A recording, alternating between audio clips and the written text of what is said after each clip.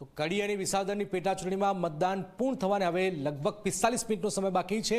વિસાવદરમાં 297 જ્યારે કડીમાં 294 મતદાન મથકો પર મતદાન પ્રક્રિયા ચાલુ છે। બંને બેઠકો પર ત્રિપાખીઓ જંગ છે અને પેટા ચૂંટણીમાં મતદાન 50 ઉપર થયું છે। વિસાવદરમાં 54%, કડીમાં 52% છે। બંને બેઠકો પર ત્રિપાખીઓ જંગ છે। કડીમાં 8 અને વિસાવદરમાં 16 ઉમેદવારો મેદાનમાં છે। સૌથી વધારે ચર્ચા વિસાવદરની છે। વિસાવદર જબરજસ્ત ચર્ચામાં છે। આ પરિસ્થિતિની વચ્ચે વિસાવદરમાં 54% મતદાન, કડીમાં 52% મતદાન છે। એવરેજ આપ જુઓ તો પેટા ચૂંટણીમાં જે મતદાન ઓછું થતું હોય છે, વરસાદ છે અને આ પરિસ્થિતિમાં આમ ઓલ ઓવર સારું મતદાન છે, પણ વ્યાપક રીતે આમ જોવા જતો 50% જેટલું એવરેજ મતદાન નોંધાઈ રહ્યું છે।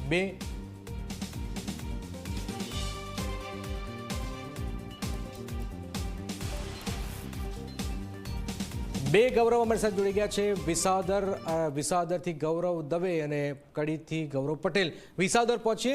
ગૌરવ, શું સ્થિતિ છે? 45 મિનિટનો લગભગ 40 મિનિટનો સમય બાકી રહ્યો છે। લગભગ 54%ની આસપાસ મતદાન છે। કેટલું મતદાન થાય ને હાલમાં શું સ્થિતિ છે ત્યાં? ગૌરવ।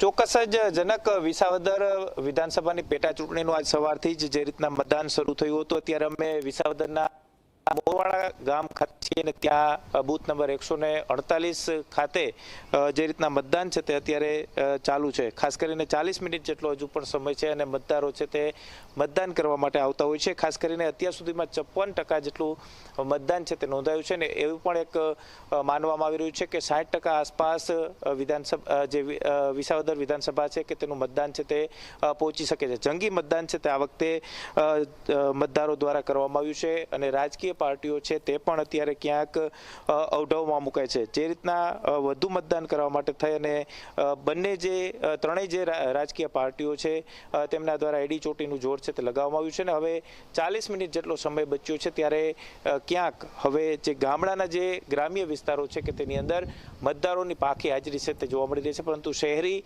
વિસ્તારોની અંદર જે મતદારો છે તે હજુ પણ આવતા જોવા મળી રહ્યા છે। એટલે કે મતદાનની ટકાવારી છે તે ચોક્કસથી આ વખતે ઊંચી છે તે ગઈ છે અને ત્રિપાખીઓ જે રીતના જંગ છે તે આ વખતે ખેલાઈ રહ્યો છે ત્યારે મતદારોએ પણ અલગ અલગ જે મુદ્દાઓ છે તેને ખાસ ધ્યાનમાં રાખી અને મતદાન છે તે કર્યું છે।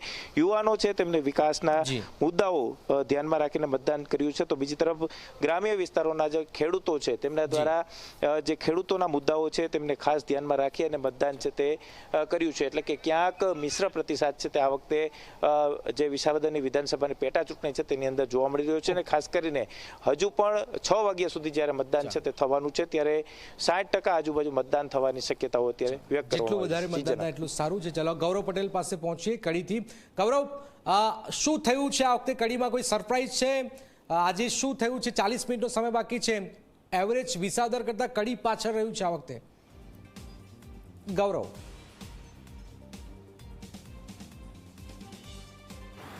જનક, વાત કરીએ તો અત્યાર સુધી જે પ્રાથમિક માહિતી મળી છે તે પ્રમાણે 54.59% મતદાન કડી વિધાનસભાની પેટા ચૂંટણીમાં થયું છે। એટલે કહી શકાય કે મતદારોમાં ક્યાંક મતદાન અંગે નિરસતા જોવા મળી છે, જેના એક કરતાં અનેક કારણો હોઈ શકે છે। વારંવાર આવતી ચૂંટણીઓ, બદલાતું વાતાવરણ, કારણ કે ગઈકાલે જ ભારે વરસાદ સમગ્ર આ પંથકમાં જોવા મળ્યો હતો, જેના પગલે કેટલાક લોકો ખેતીના કામમાં જોડાયા હતો, તેમને પણ કદાચ મતદાન કરવા ના આવ્યા હોય। બીજું કે જે પ્રકારની પરિસ્થિતિ સર્જાઈ રહી છે દર વખતે એ પ્રકારની પરિસ્થિતિની ભૂમિકા પણ કદાચ દેખાતી હોય, કારણ કે જે એક વખતે ખૂબ જ ઊંચું મતદાન જોવા મળ્યું હતું જેના પ્રમાણમાં ઘણું ઓછું મતદાન 54.59% મતદાન 5 વાગ્યા સુધીમાં છે અને કદાચ 5% મત વધારે ગણીએ છેલ્લા 1 કલાકમાં તો કદાચ 60% સુધી મતદાન પહોંચે તેવું લાગી રહ્યું છે। હું દ્રશ્ય બતાવવા માંગીશ કડી વિધાનસભાના થોડ ગામના કે જ્યાં મતદાનમાં સંપૂર્ણ નિરસતા જોવા મળે છે।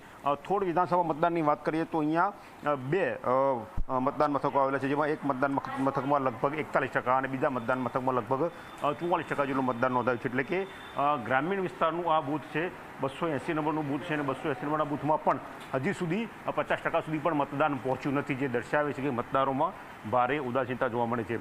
કડી વિધાનસભાની પેટા ચૂંટણીની વાત કરીએ તો જે વર્તમાન ધારાસભ્ય હતા કરશનભાઈ સોલંકી, તેમનું અકાળે અવસાન થતાં જ આ વિધાનસભાની પેટા ચૂંટણી યોજવાની ફરજ પડી, જેમાં કોંગ્રેસના પૂર્વ ધારાસભ્ય રમેશ ચાવડા મેદાને છે, રાજેન્દ્ર ચાવડાને ભારતીય જનતા પાર્ટી મેદાને ઉતાર્યા છે, તો જગદીશ ચાવડા આમ આદમી પાર્ટીના ઉમેદવાર છે। એટલે ત્રિપાખીઓ જંગ અહીંયા પણ જોવા મળે છે। સાથે જ શંકરસિંહ વાઘેલાએ જે નવી પાર્ટીની સ્થાપના કરી તેના ઉમેદવાર પણ અહીંયા જોવા મળે છે. એટલે એક કરતાં વધારે ઉમેદવારો છે, કુલ 8 ઉમેદવારો છે, જેમાં 4 ઉમેદવારો વચ્ચે સીધો જંગ કહેવાય. 4 પૈકી પણ માત્ર 2 એટલે કોંગ્રેસ અને ભાજપ વચ્ચે સીધી ટક્કર જોવા મળે છે. અનુસૂચિત જાતિ માટે આ અનામત બેઠક છે એટલે એડી ચોટીનું જોર બંને રાજકીય પક્ષો લગાવી રહ્યા છે. જોવાનું એ છે કે અહીંયા ભારતીય જનતા પાર્ટી પોતાની બેઠક સાચવી રાખે છે કે કોંગ્રેસનો ફરીવાર અહીંયા ઉદય થાય છે. જનક, બિલકુલ બિલકુલ, ખૂબ જ મહત્વપૂર્ણ જાણકારી. 6 વાગે ફરીથી આપણી પાસે આવીશું. બંનેનો ખૂબ ખૂબ આભાર.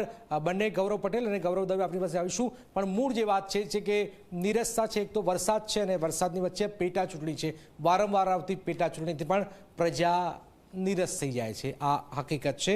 પણ જે પણ આંકડો આવશે લગભગ 60-62% આસપાસ મતદાન થશે એ પ્રકારની ખબરો હાલમાં